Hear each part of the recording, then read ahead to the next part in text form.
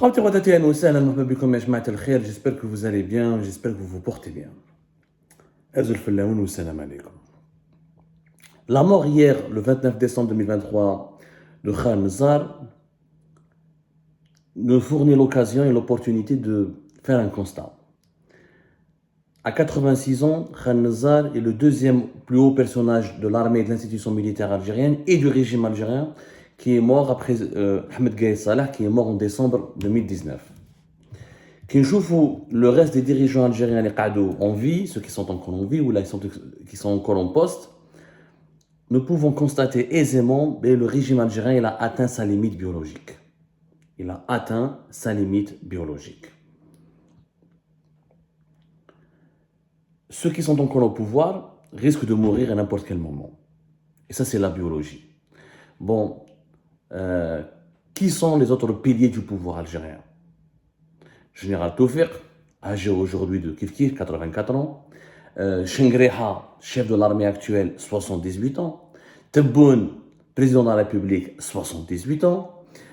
Beaucoup de généraux qui sont au pouvoir sont âgés entre 70 ans et 75 ans. D'autres, Ben Ali, le général de corps d'armée Ben Ali, l'un des plus vieux généraux, âgé pratiquement aussi de plus de 90 ans. Depuis 2019 et la disparition d'Ahmed Gaïd Salah, nous constatons qu'il y a un renouvellement générationnel où là, je ne sais pas si on peut parler d'un renouvellement générationnel. Parce que c'est toute une génération. Gaïd Salah, il est mort à 79 ans. Il n'y a pas de renouvellement générationnel, justement. Voilà, pardonnez-moi.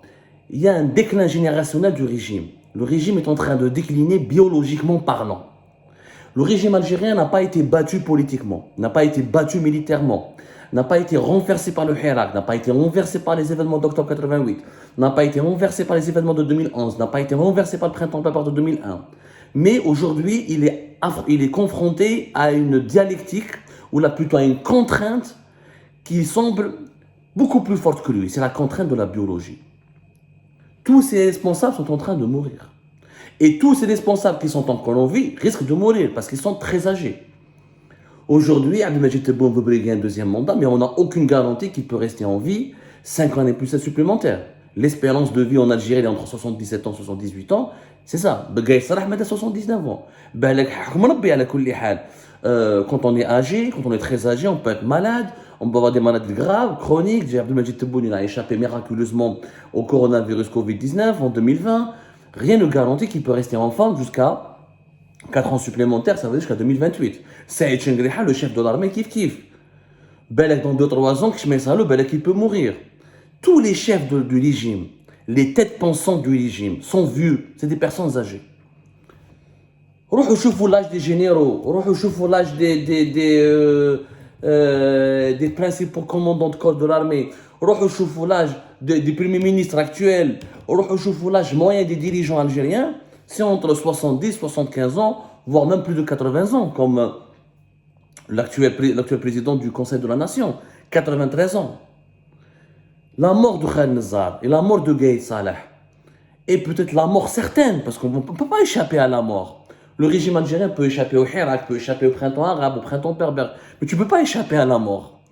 Quand toute cette génération va disparaître, que va advenir du régime algérien? Est-ce que le Nidam al-Jazairi qu'est-ce qui va devenir son Chengreha? Chengreha, c'est l'élève de Nizar. C'est pour ça, Chengreha, ça m'a étonné, moi je discutais avec certaines sources, certains amis, qui disaient, on lui a rendu hommage, c'est bien ce que Chengreha, on ne s'attendait pas à ce que Chengreha rende autant hommage. Chengreha, c'est l'un des élèves de Khan Nizar. C'est l'un des élèves qui a été formé par Khan Nizar. Il y a déjà une grande amitié entre les deux. Mais Chengreha est aussi vieux, est aussi âgé.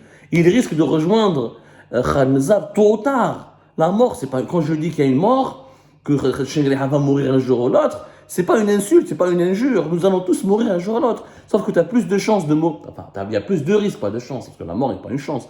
Tu as plus de risques de mourir à l'âge de 79 ans, 78 ans, ou à 80 ans, 85 ans, qu'à l'âge de 40 ans, ou 39 ans, comme mon cas. La biologie sera, l'horloge biologique sera le principal défi du régime algérien.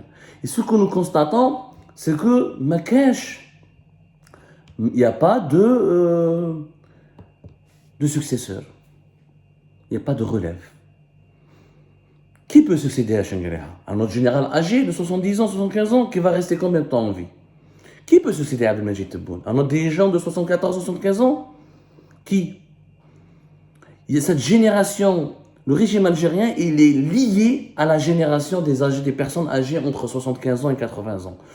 Au bas mot, à des personnes qui sont âgées de plus de 70 ans. C'est-à-dire à des gens qui sont nés ou pendant la guerre de libération nationale ou juste avant la guerre de libération nationale. Mais il n'y a pas de les têtes pensantes du régime algérien. Mohamed Jebbar, par exemple, il est très âgé, kif.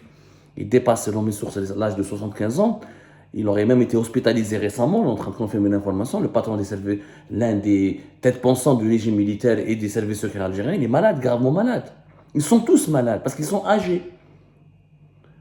Et moi, ce qui me fait peur pour mon pays, c'est que le régime algérien ne se pose pas la question, à un moment donné, qui va leur succéder? Après moi, c'est le déluge. Qui va leur succéder?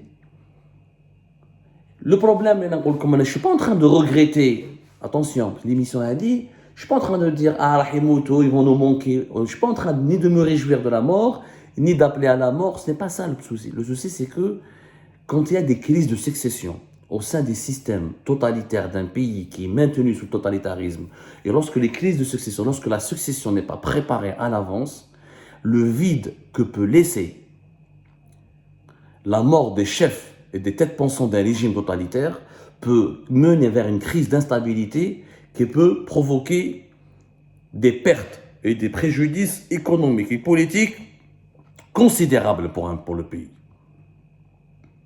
Il n'y a pas pire pour la sécurité d'un pays que l'instabilité politique. La crise de succession de Bouteflika, elle nous a mené vers la crise politique de 2019. Aujourd'hui, nous payons les résultats de la crise politique de 2019. Tebboune n'aurait pas été président s'il n'y avait pas la crise de succession de Bouteflika. Le Hirak ne se serait pas produit s'il n'y avait pas la crise de succession de Bouteflika. Gaye Salah n'aurait pas pris le pouvoir de façon si brutale, n'aurait pas imposé l'emprisonnement de tous ses adversaires s'il n'y avait pas la crise de succession de Bouteflika. Peut-être que si Bouteflika avait préparé son successeur, et si dès le départ il y avait un successeur qui allait gagner les élections et devenir président en 2019, le pays peut-être aurait eu une trajectoire totalement différente. On aurait été peut-être dans un système beaucoup plus doux, beaucoup moins brutal, avec des libertés publiques et individuelles mieux préservées, avec une gestion économique et sociale plus adéquate, mieux adaptée.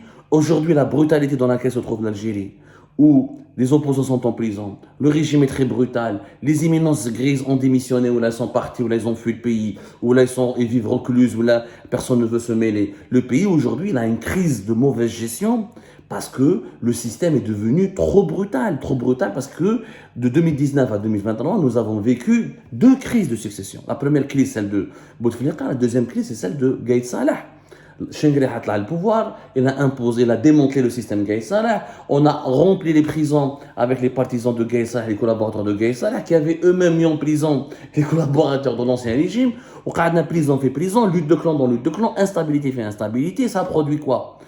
De la pauvreté, de la précarité, d'une dictature plus atroce, plus de liberté publique et individuelle, un pays qui ne respire plus. Et on sait même, l'addition pourrait être encore plus salée. Imaginez, Tebboune fait un deuxième mandat, ou il moute. Tebboune n'est pas immortel. Il sera là qui m'a gagné ça. Dans 79 ans, il peut mourir. Dans quel état de santé il pourrait rester pour un deuxième mandat? Chenguereha aussi. Il devrait penser, est-ce qu'il est en train de penser au lendemain? Imagine, dans quel état va laisser l'armée? Et qu'est-ce qui va se passer après Chenguereha? Qu'est-ce qui va se passer après Tebboune?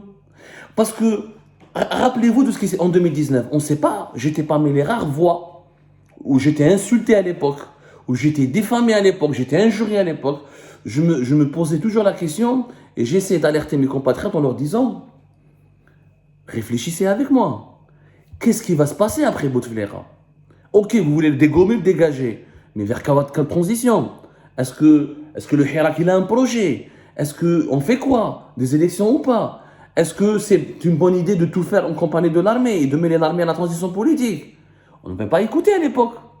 Le résultat est là. L'armée a dominé le processus de transition.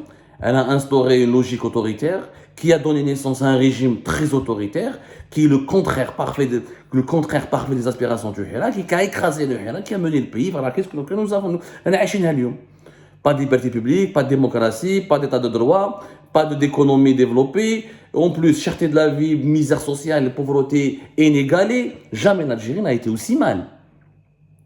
Alors imaginez si dans 2024 ou 2025, nous risquons de vivre une autre crise de succession. Parce que l'UOM, mais ben où est 2024?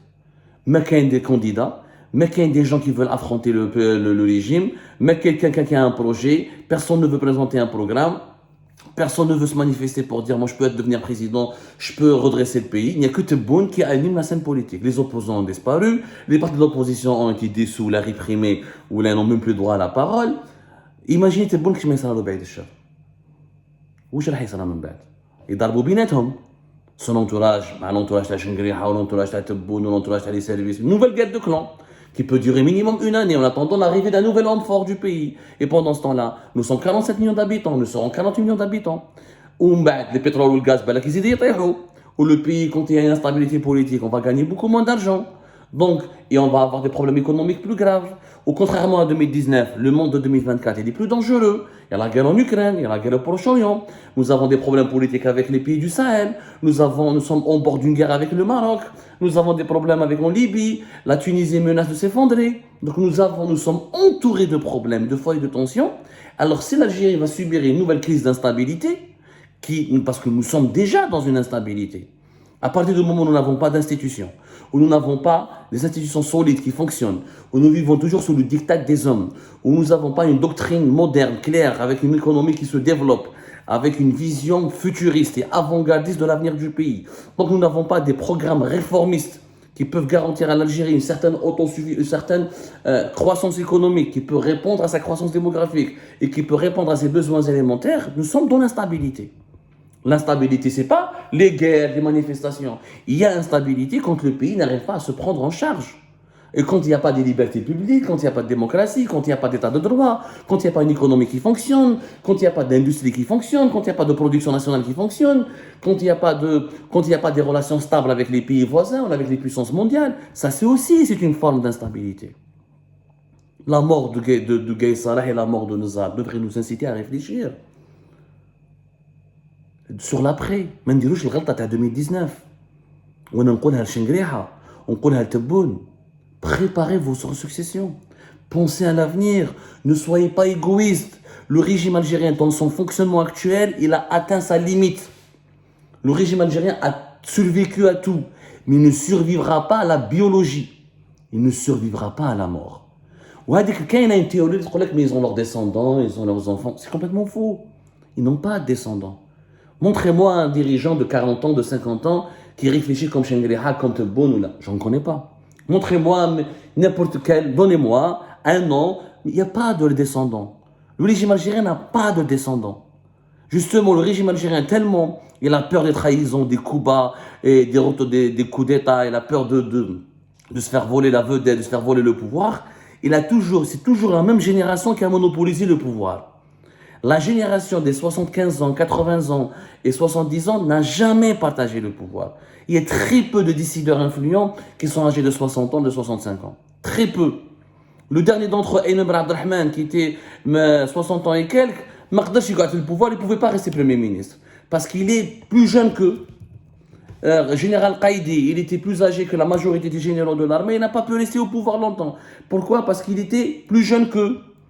La génération des 70 ans, des 80 ans ne supporte pas de partager le pouvoir. Elle n'a jamais voulu le partager. Elle n'a jamais voulu penser à sa succession. Elle n'a jamais pensé à l'avenir. Après moi, le déluge, elle a juste voulu profiter du pouvoir. Mais dans quel état va nous laisser l'Algérie? Dans quel état va nous laisser l'Algérie? Est-ce que nous avons fait l'erreur de 2019? On ne fait pas de successeur à Tebboune. Ou on ne pense pas à un successeur à Chengriha dès maintenant. Et comme il n'y a plus de successeur, parce que cette génération est appelée à disparaître. Moi, j'appelle cette génération de dirigeants qui est appelée à mourir et bientôt.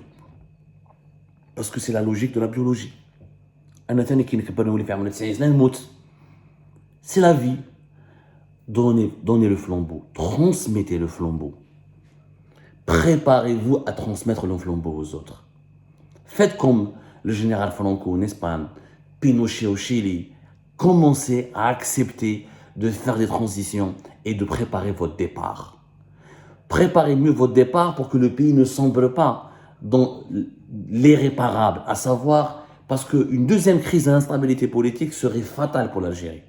Que ce soit en 2024 ou là en 2025 ou en 2026, elle serait irréparable. Évidemment, ça arrive vers une crise d'instabilité parce que nous avons des décideurs, une génération vieille, très vieille qui est appelée, qui est en train de mourir et qui va mourir et qui n'a pas de successeur, qui n'a pas voulu faire sa succession et qui ne veut pas partager le pouvoir. Donc, évidemment, il y a une crise en 2024, il y a une crise en 2025. Tu peux mettre un match 2024, mais il mourra après. On n'a aucune garantie qu'il peut survivre, qu'il peut vivre jusqu'à 85 ans ou 90 ans. On ne